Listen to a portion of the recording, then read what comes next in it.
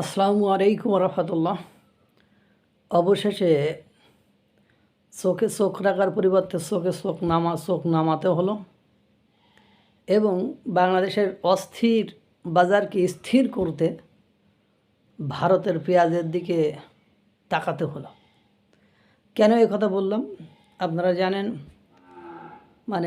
ভারত থেকে ৩রা মার্চের পর বাংলাদেশ পেঁয়াজ আমদানি করা বন্ধ করে দিয়েছিল। বন্ধ করে দেওয়ার পরে সেই সময় পেঁয়াজের সিজন ছিল, পেঁয়াজের মূল্য ৩০ টাকা ছিল। এখন যখন বর্তমান আপনারা সপ্তাহখানি আপনারা জানেন যে পেঁয়াজের মূল্য ৮০ টাকা ছাড়িয়ে গিয়েছে। যখন দেখলো এই মূল্য ১০০ ক্রস করবে আর সপ্তাহখানিকের ভেতরে বা তারও ১১০-২০-এর উপরে উঠে যাবে, তখন এইটাকে ইস্যু করে বাংলাদেশের জনগণ আন্দোলনে নামতে পারে বা সরকারের সমালোচনা করতে পারে। ঠিক সেই করেন ভারতের কাছ থেকে পেঁয়াজ নিল আপনার বাংলাদেশের সরকার, অর্থাৎ দিনাজপুর হিলি বন্দর দিয়ে আপনার পেঁয়াজ ঢুকেছে গতকালকে, এবং এই পেঁয়াজ ঢোকার সাথে সাথেই ৮০ টাকার পেঁয়াজ ৬৫ টাকায় বিক্রি হচ্ছে। অর্থাৎ দেশি পেঁয়াজের মূল্য যা ৮০ টাকার উপরে উঠে গিয়েছিল সেটা ৬৫ টাকায় চলে আসছে।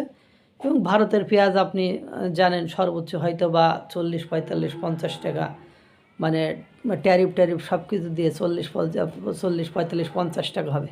কেন চীন থেকে পেঁয়াজ নিয়ে আসা যেত না? পাকিস্তান থেকে পেঁয়াজ নিয়ে আসা যেত না? কেন ভারত থেকে নিয়ে আসতে হলো? কারণ অল্টারনেটিভ কোনো ওয়ে নাই। আপনি পাকিস্তান থেকে পেঁয়াজ ওই যে 5ই আগস্টের গত বছর 5ই আগস্টের পরে চীন থেকে নিয়ে আসবে, নেপাল থেকে, ভুটান থেকে, পাকিস্তান থেকে, এই কথা বলেছিলেন, কিন্তু দিন শেষে যে কী হলো? পারেন নাই।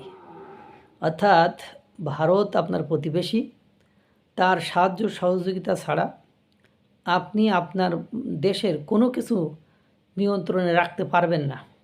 কারণ এটার জন্য দেখা যায় অনেকের ভারতের দালাল বলে, যারা দালাল বলে তারা যে কার দালালি করে সেটা আমাদের বুঝতে বাকি নেই। যারা দালাল ভারতের দালাল বলে তারা যে কি কোন ধাতুর তৈরি, তাদের যে মালিককে বা তারা যে কার গোলামি করে, কার দাসত্ব করে, সেটা বাংলাদেশের মানুষের বুঝতে বাকি নেই।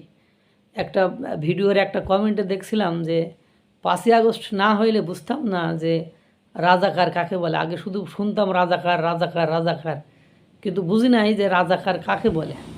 5ই আগস্টের পরে অনেকে বুঝতে পেরেছে রাজাকার কাকে বলে, রাজাকারের আচরণ কি, রাজাকারের লক্ষ্য উদ্দেশ্য কি, সেটা জনগণ অনেকটা বুঝতে পেরেছে। এই জন্য সেই তো সেই চাইলও নেওয়া শুরু করেছে। চালের বাজার অনিয়ন্ত্রিত, কোনোভাবে নিয়ন্ত্রণ নিয়ে আসা যাচ্ছে না। চাইলও নিয়ে আসা শুরু হয়েছে, পেঁয়াজও নিয়ে আসা শুরু হয়েছে। তাহলে থাকলোটা কি? ডক্টর ইউনূস সেই তো কান কাটলেন, কিন্তু কথা হলো বাংলাদেশের মানুষের একটা মাঝখানে ভোগান্তি দিয়ে বিপদের মধ্যে ফেলে একটু হয়রানি করে তারপরে, কারণ কি বিশ্বের এমন কোনো দেশ নেই যে ভারতকে টপকায় এসে বাংলাদেশে সাহায্য করবে। চীন করতে চায়, কারণ চীনের প্রচুর এটা বাণিজ্যিক দেশ, তারা নিজের বাপের সাথেও বাণিজ্য করে।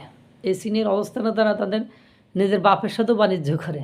সুতরাং চীন থেকে কোনো কিছু সহজে অবলীলায় পাওয়া যাবে এটা মনে হয় না। আর পাকিস্তান, তার তো নিজেরই কিছু নেই। সেই তো ওই যে কথা হলো, আমার পর নেই প্যান্ট নেই, আমি যদি আর একজনকে প্যান্ট দিতে চাই সেটা নিতান্ত হাস্যকর ছাড়া বই আর কিছুই নাই। তো সেই তো পেঁয়াজ নিলা, তা পেঁয়াজের কেন এত দাম বাড়াইলা? আল্লাহ তাআলা সকলকে ভালো রাখুক, সুস্থ রাখুক। আসসালামু আলাইকুম রহমতুল্লাহ।